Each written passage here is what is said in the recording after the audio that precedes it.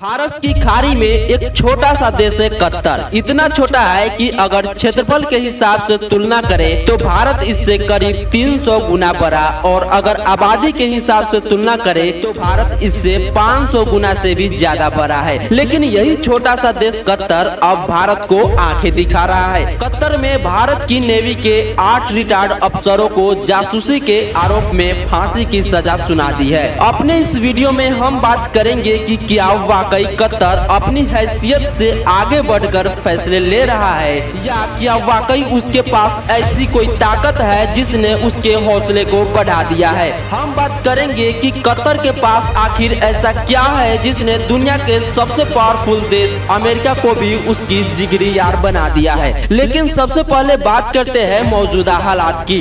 दरअसल पिछले साल कतर की इंटेलिजेंस एजेंसी ने आधी रात को अपने घरों में सो रहे भारत के उन 8 पूर्व अफसरों को उठा लिया जो कतर की कंपनी तेहरा ग्लोबल टेक्नोलॉजी में काम करते थे। ये कंपनी कतर की नेवी को सर्विस प्रोवाइड कराते हैं। इन पूर्व अफसरों को कई महीनों तक काल कोठरी में बंद रखा गया। इन पर आरोप है कि उन्होंने इटली से खरीदी गई कतर की पनडुब्बियों की खुफिया जानकारी इजराइल के हवाले कर दिए। जब भारत सरकार ने इस मसले पर जानकारी मांगी तो कतर की तरफ से अपने आरोपों के समर्थन में कोई सबूत मुहैया नहीं कराए गए, और भारत की तमाम डिप्लोमेटिक कोशिशों के बावजूद इन 8 भारतीयों को फांसी की सजा का ऐलान कर दिया गया। कतर इससे पहले भी जाकिर नायक या नुपुर शर्मा के मसले पर भारत के सामने अड़ियल रुख अपना चुका है। दरअसल कतर मिडिल ईस्ट का एक ऐसा देश है जो इंटरनेशनल मसलों पर अपने कठोर रोक के लिए और बड़े फैसलों के लिए जाना जाता है। तो आखिरकार क्या है कतर की ताकत, ये जानने के लिए हम कतर की अमीरी को सबसे पहले समझेंगे। ऐसा नहीं है कि कतर शुरुआत से ही कोई दबंग और रिच कंट्री रहा हो। करीब 100 साल पहले तक तो कतर की धरती को इंसानों के रहने लायक नहीं समझा जाता था। कतर के इलाकों में खाना बदोश मछुआरे रहा करते थे जो समुद्र से मोती चुनकर अपनी रोजी रोटी चलाते थे। 1930 के दशक में जब जापान ने मोतियों का प्रोडक्शन करना शुरू कर दिया तो फिर कतर के बासिंदों की रोजी रोटी तक छिन गई और वो देश छोड़कर चले गए। पहले विश्व युद्ध के बाद कतर सहित मिडिल ईस्ट का पूरा इलाका ब्रिटेन के कब्जे में आ गया। इससे पहले ऑटोमन साम्राज्य कब्जे में था, लेकिन ब्रिटेन के कब्जे में आ गया। ब्रिटिश कंपनियों ने यहाँ कच्चे तेल की खोज की। उस वक्त 1939 में कतर के पश्चिमी तट पर दुहान के इलाकों में कच्चे तेल की खोज हुई। दूसरे वर्ल्ड वार के चलते तेल का उत्पादन यानी तेल का प्रोडक्शन 1949 के बाद ही शुरू हो सका। कतर छोड़कर गए लोग लौटने लगे। 1970 तक कतर की आबादी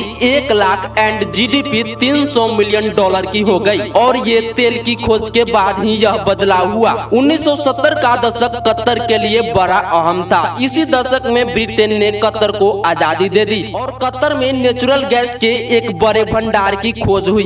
कतर का आधा हिस्सा यानी नॉर्थ फील्ड, कतर के जो पूरा क्षेत्रफल है उसके क्षेत्रफल का आधा हिस्सा नॉर्थ फील्ड है। वो नेचुरल गैस का बहुत बड़ा भंडार है। कतर के अमीरों ने यानी जो कतर के शासक थे उन्होंने इस गैस को उसके लिक्विडेशन यानी उसके तरलीकरण की खोजने पर ध्यान दिया, और जब कामयाबी मिली तो जो गैस जो लिक्विड फॉर्म में बन गई थी उसको टैंकरों में भरकर उसको निर्यात किया जाने लगा। कतर आज दुनिया में रूस के बाद नेचुरल गैस का दूसरा सबसे बड़ा निर्यातक देश है। तेल और गैस की कमाई को कतर ने दोनों हाथों से उड़ाया नहीं बल्कि दुनिया भर प्राइवेट सेक्टर्स में उसको इन्वेस्ट किया, जहां से उसे अच्छे रिटर्न्स भी लगातार मिल रहे हैं। कतर की लोकेशन भी उसके लिए एक बड़ा प्लस पॉइंट है। मिडिल ईस्ट के तेल के खजाने पर अपना दबदबा बनाए बैठे अमेरिका के इस इलाके में कई फौजी अड्डे हैं। कतर ने भी अमेरिका के फौजी अड्डों के लिए अपनी जमीन मुहैया करा के न सिर्फ अमेरिका से दोस्ती बना ली बल्कि उसे अपने मुल्क की सुरक्षा की गारंटी भी ले ली। अपनी बेशुमार दौलत के चलते उसके बूते पर कतर इस्लामिक दुनिया में कट्टरवाद का बढ़ावा देने वाला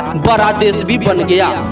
फिलिस्तीनी आतंकी संगठन हमास, इजिप्ट का संगठन मुस्लिम ब्रदरहुड, अल कायदा, अल नुसरा, इस्लामिक जिहाद और तालिबान ऐसे संगठन हैं जिन्होंने न सिर्फ कतर में पैसे मुहैया कराए बल्कि उनकी लीडरों को अपनी धरती पर पनाह भी दी है। कतर की ऐसी हरकतों के बावजूद अमेरिका उसका साथ देता रहा, क्योंकि मुश्किल वक्त में कतर ने अमेरिका की काफी मदद की है और अभी भी कर रहा है।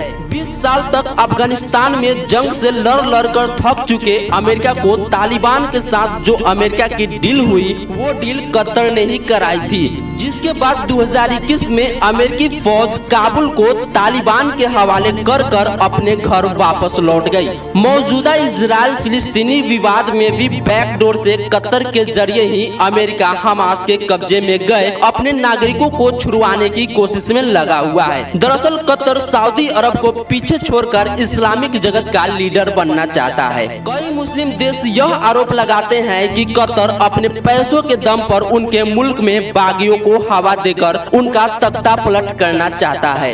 सऊदी अरब, यूएई और बहरीन जैसे देशों ने तो मिलकर 2017 से 21 तक 4 साल तक कतर की नाकाबंदी कर दी थी। बाद में अमेरिका और कुवैत की कोशिशों के बाद ही ये नाकाबंदी खत्म हो सके।